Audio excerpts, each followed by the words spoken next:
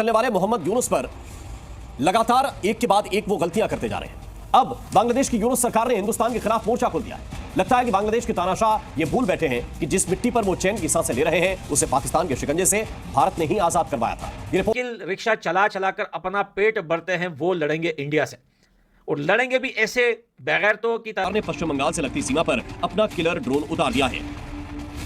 बांग्लादेशी सेना की इस तैनाती से इलाके में तनाव बढ़ गया है। दरअसल ये पूरा इलाका भारत के चिकन नेक के करीब है और बेहद संवेदनशील माना जाता है।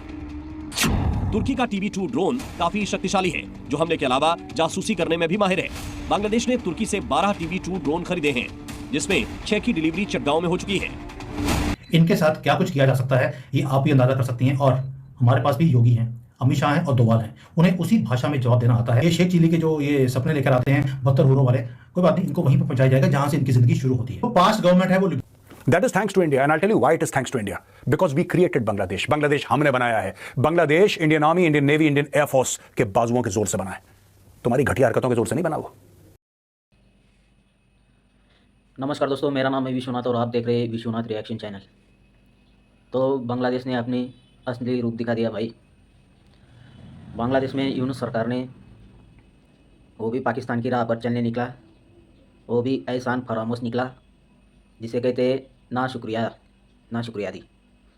तो भाई उसने एक बहुत बड़ी गंदी हरकत की कि बॉर्डर पर अपने किलर ड्रोन लगा दिए। आर्मी चिकन स्नेक के पास आर्मी लगा दी। वो क्या करना चाहता है भाई? तो ये तो जंग का ऐलान कर दिया है यूनुस ने, बांग्लादेशी यूनुस ने। तो भाई मैं तो सरकार से एक ही बात कहना चाहता हूँ, ये एहसान फरामोश लोगों के साथ इनकी औकात दिखानी ज़रूरत है। मैं मोदी जी से कहना चाहता हूँ, सब हिंदुओं को भारत में ले आओ, चला दो सालों को ऊपर बम, मिटा दो सालों। जैसे इजराइल रफा में सब रफा को बर्बाद कर दिया, वैसा बर्बाद कर दो सालों को, बांग्लादेश को सब पर आकर या इंडिया को ललकार कर उनसे लड़े, उनसे फाइट करें, न कि बेगुनाह अपने देश के हिंदुओं को मारकर इंडिया से बदला ले। और हाँ, लड़ाई और जंग करने से याद आया, अगर बांग्लादेश इंडिया से लड़ना चाहती है तो बस इतना कहना चाहता हूं इन बेगैरतों से कि जो लोन और जो पैसे इंडिया से लिए हुए हैं, सबसे पहले वो वापस करो, वो पैसे लौटाओ। इसको कहते हैं एहसान फरामोशी, जिसको कहते हैं ना जो नाशुक्रे लोग होते हैं। तुम्हारा देश तुम्हें बना के दिया, वरना पाकिस्तानी फौज तुम्हें जूते मार रही थी। आज भी हम कंडेम करते हैं। वो हम थे, ईस्ट पाकिस्तान बांग्लादेश बना, वरना तुम्हारी औकात नहीं थी। वो तुम्हें ठोकते रहते। ये बात तुम भी जानते हो, चाहे तुम्हारे बाप दादाओं ने तुम्हें 10 झूठ बताए हों कि तुम में इतना बड़ा जज्बा था, तुम इतने बड़े जज्बे वाली कौम थे। ओके। और डॉक्टर साहब, ये भी बार-बार बात कही जाती है ना कि क्योंकि बांग्लादेश काफ़ी डिपेंड करता है इंडिया पे, इकोनॉमी उनकी इंडस्ट्री, उनकी जो बिजली है, यहाँ तक कहा जाता है कि वो भी सब जो है वो इंडिया से ही सारी प्रोवाइड की जाती है। तो आपको लगता है कि कोई ऐसा बड़ा स्टेप बांग्लादेश लेने के काबिल है कि वो जिसमें जो है वो कहे कि नहीं, अब जो करना है कर लो, हम ये करेंगे, या हमारी बात माननी पड़ेगी? मेरे ख्याल से रैशनली अगर अकल से सोचा जाए तो नहीं।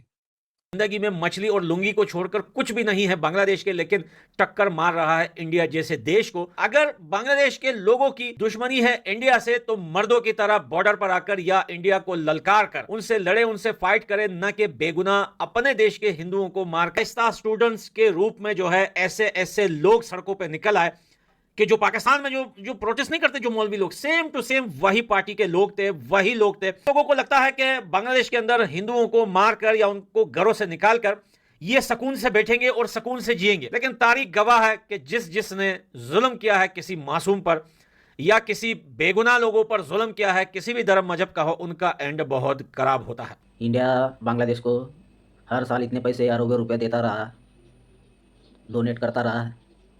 हमारे पैसे सब बांग्लादेश को डोनेट करता रहा। साले एहसान फरामोश लोग, ये मदरसा साहब लोग, ये जहाँ भी जाते हैं इनके जहन में एक ही सपना रहता है, जिहाद करना है। कौन से भी देश में जाओ, एक ही चूरन, एक ही रस पी कर आते ये लोग मदरसा से कि हमें जिहाद करना है। ये साले इंसानी नहीं, साले इंसान के नाम पे गधे।